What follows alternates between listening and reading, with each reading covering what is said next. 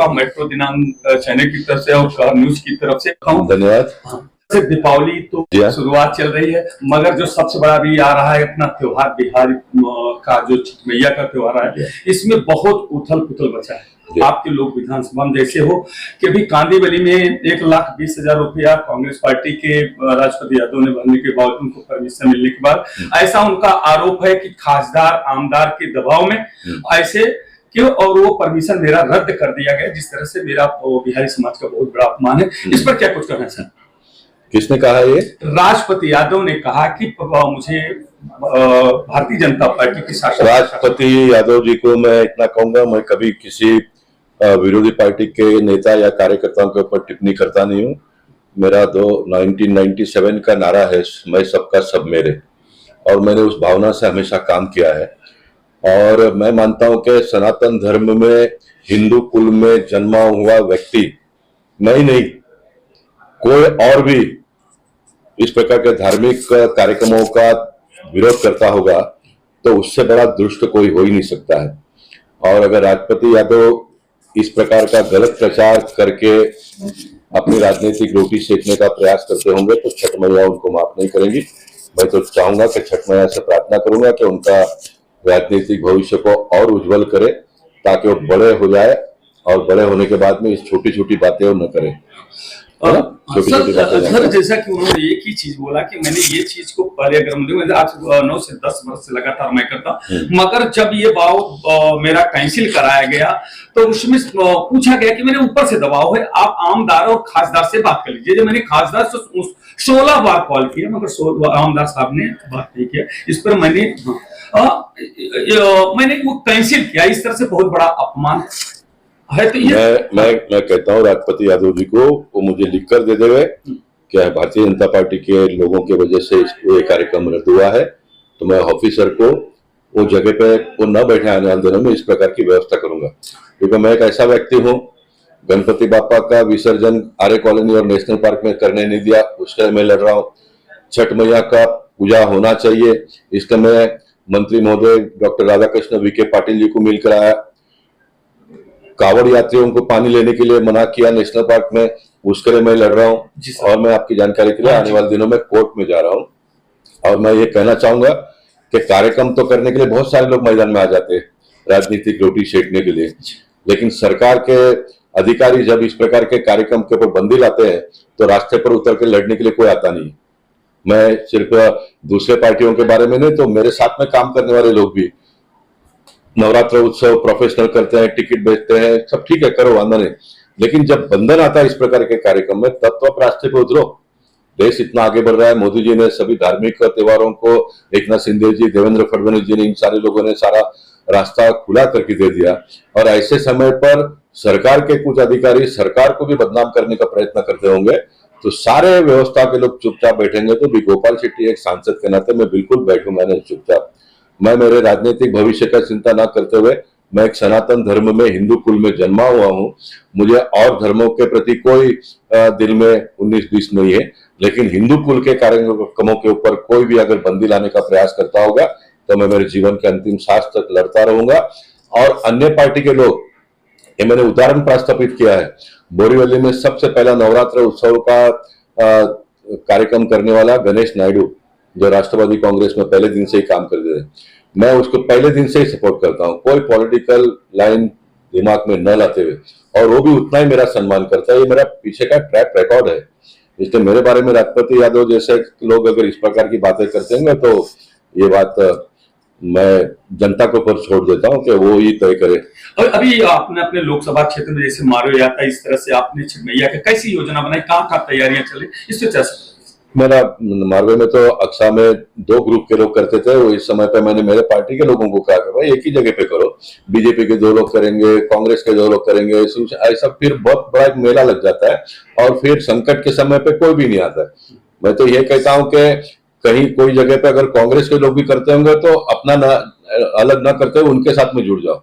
Bharatiya Janata party के विचारों में, भारतीय जनता पार्टी के कार्यकर्ताओं में इतनी ताकत है, हम अन्य लोगों को अपना बना सकते हैं, इतनी हमारे में ताकत है। तो हमने कोई अलग बनाने की कोई आवश्यकता नहीं। सर, जिस तरह से आपने सावरकर रोड पे का मेरे चैनल पे वो न्यूज चल रही है, आपने घोषणा किया है कि 22 जनवरी को राम जन्मभूमि का जो हुआ था और मंदिर का उद्घाटन होगा। इस पर विपक्ष हमला ये कर रहा है कि नहीं, ये कभी असंभव है, क्योंकि मोदी का ग्राफ गिरा है, जब तक ग्राफ ऊपर जाएगा नहीं तब मंदिर का उद्घाटन होगा नहीं। इस पर क्या कहना?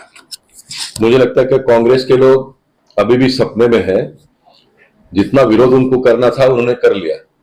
जब तिथि तैयार हो गई, मंदिर बनकर रेडी हो गया, तो अभी तो जुड़ जाओ, अभी तो जुड़ जाओ। मैं बहुत बड़ी बात कहना चाहता हूं। मैं जब 300 किलोमीटर का पदयात्रा किया था, दूसरे चरण में मैं 3 बार अयोध्या जाकर आया हूं। बाबरी ढांचा मेरे नजर के सामने टूटा तीसरी बार के मेरे दौरे पर। दूसरी बार का दौरा जब हम लोगों ने किया, 300 किलोमीटर का पदयात्रा किया था हमने, तो रात को बहुत सारे जगह पे हम लोग को सोना पड़ता था, पदयात्रा किया था। तो सोने के बाद में सवेरे रात को भोजन खिला के सुलाते थे, सवेरे नाश्ता हमको खिला के सुलाते थे। मुझे अभी भी याद है, उत्तर भारतीय एक परिवार के लोगों ने पीतल के लोटे में पूरा ग्लास भर के मुझे दूध पिलाया। तब मैंने पूछा कि कौन थे, तो वो उस गांव के प्रधान थे और वो कांग्रेस के थे। वो उन्होंने ये नहीं किया कि मैं कांग्रेस का हूं, उन्होंने ये देखा कि राम भक्त जा रहे हैं, मेरे गांव से जा रहे हैं, और उन्होंने सारी व्यवस्था की। ये इस प्रकार का भावना लोगों में होना चाहिए। इसलिए कांग्रेस के लोग अभी भी जो भी विरोध करते हैं, मैं सबसे निवेदन करूंगा आपके टीवी के चैनल के माध्यम से, जो कुछ भी हुआ उसको भूल जाइए। रामलला का उद्घाटन 22 जनवरी को हो रहा है, हम सब लोगों ने मिलकर उसका स्वागत करना चाहिए। 22 तारीख को तो सरकार का कार्यक्रम होगा, 24 तारीख से बाद में पब्लिक के लिए खुला हो जाएगा। जो भी सनातन कुल में पैदा हुए, हिंदू धर्म में जो पैदा हुए, अपने घर के सामने एक छोटा सा रंगोली और एक छोटा सा दिया लगाकर 22 तारीख को राम मंदिर का उद्घाटन का सब लोगों ने मिलकर स्वागत करना चाहिए। हमसे जाने अनजाने में कोई भी गलती अगर हुई होगी तो रामलीला उसको माफ कर देंगे। धन्यवाद साहब, मुझसे बात। Thank you madam.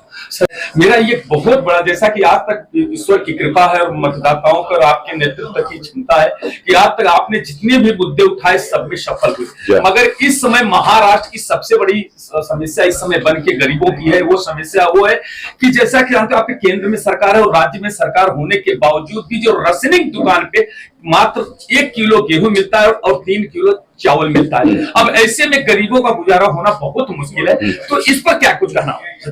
देखिए, दीपावली और नए साल के अवसर पर हम सब लोगों ने मिलकर देश के प्रधानमंत्री सम्माननीय नरेंद्र मोदी जी का, महाराष्ट्र के मुख्यमंत्री एकनाथ जी शिंदे और उप मुख्यमंत्री देवेंद्र फडणवीस जी का अभिनंदन करेंगे। कोरोना काल से लगातार 80 करोड़ लोगों को राशन देने का काम हो रहा है। अब कुछ शिकायतें हो सकती है, मेरे पास तो बहुत कभी इस प्रकार की शिकायत आई नहीं। जब आप शिकायत कर रहे हो तो राशन के व्यवसाय से जुड़े हुए हमारे उत्तर मुंबई के महामंत्री बाबा सिंह मेरे सामने खड़े हैं।